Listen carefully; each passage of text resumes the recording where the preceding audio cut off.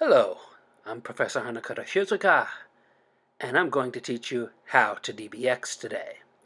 Now, flying the Diamondback Explorer is not the easiest thing in the world, especially when it comes to the A-Star Challenge.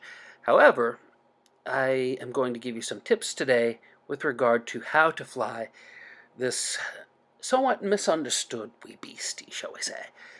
Okay? Now, the DBX, it was initially intended as a lower cost version of an Asp Explorer. And you can definitely see that with some of the design characteristics of the DBX. It has a lot of the maneuverability of an Asp Explorer, has, of course, a lot of the design characteristics of an Asp Explorer, but it's smaller.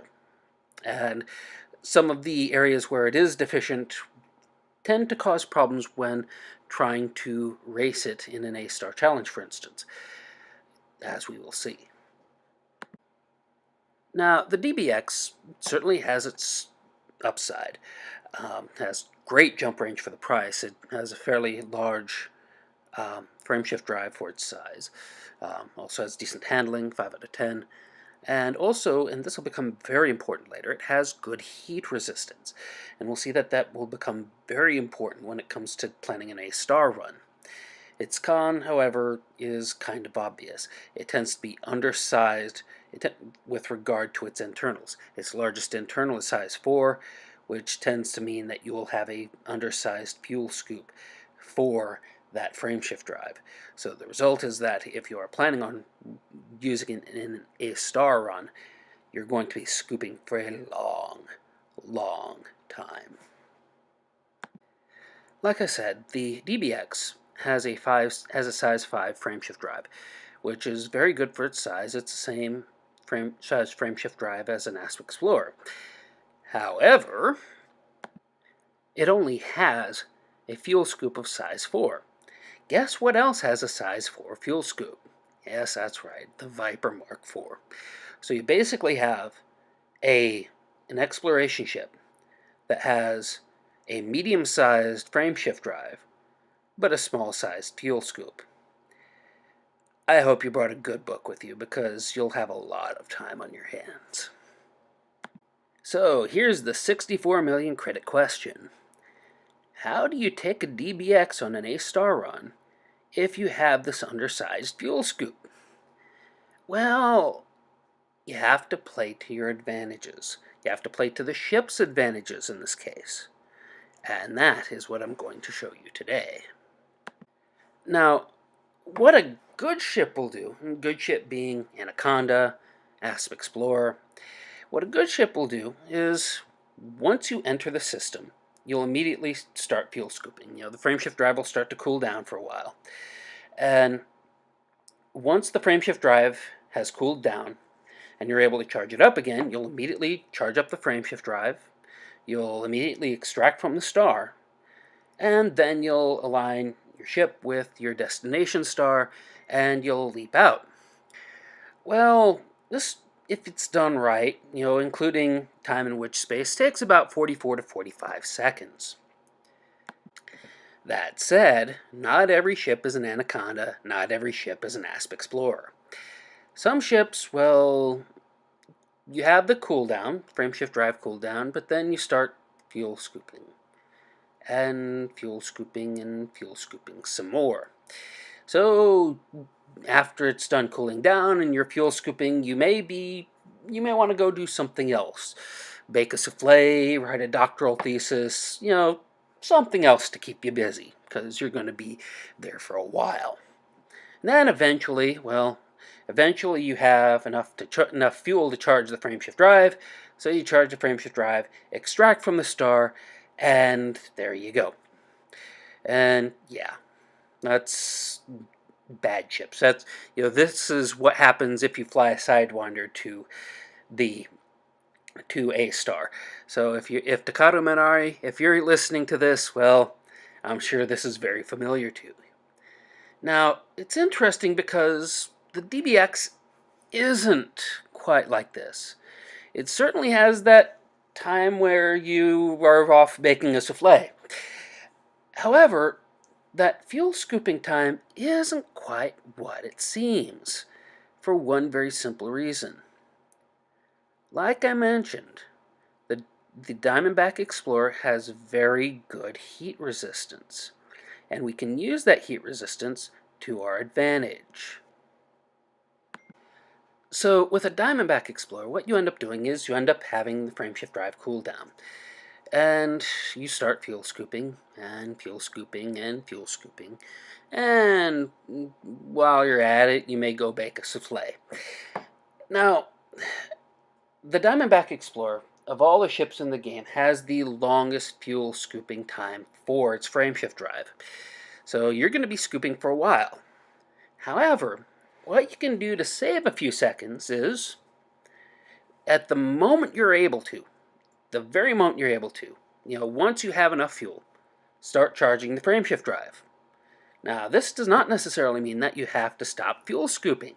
So you continue fuel scooping for a few seconds more, and the temperature will increase and increase and increase, and then eventually you'll get to a point where, like most other ships, you extract from the star, align with your destination star, and go on your way. However, those few seconds where you're still scooping, but the frameshift drive is charging, that's the key. Staying around for those few seconds more. That's how you DBX with an A-star run. So, in summary, with the Diamondback Explorer, you use the heat resistance to your advantage. You wait a few seconds after you start charging the frameshift drive before you pull out of the star. Now, there's some stars you don't play with. There's some stars where you get out as soon as you can. The very hot scoopable stars, the O's, the B's, the A's, you don't want to mess with those. That said, you're not going to see that many of them. With medium scoopable stars such as G and F, you wait until your heat gets at about 80% before you start pulling up. Now, for the smaller scoopable stars like M and K, well, they're fairly small and they're fairly cool. So you can wait until you're at about 85% heat before you can pull up. The idea is that when you get out of the star, when you've fully extracted from the star, that you're at about 95 to 99% heat. And of course, at that point, you start cooling down. But you cut it that close. You cut it very close when you fly with a Diamondback Explorer.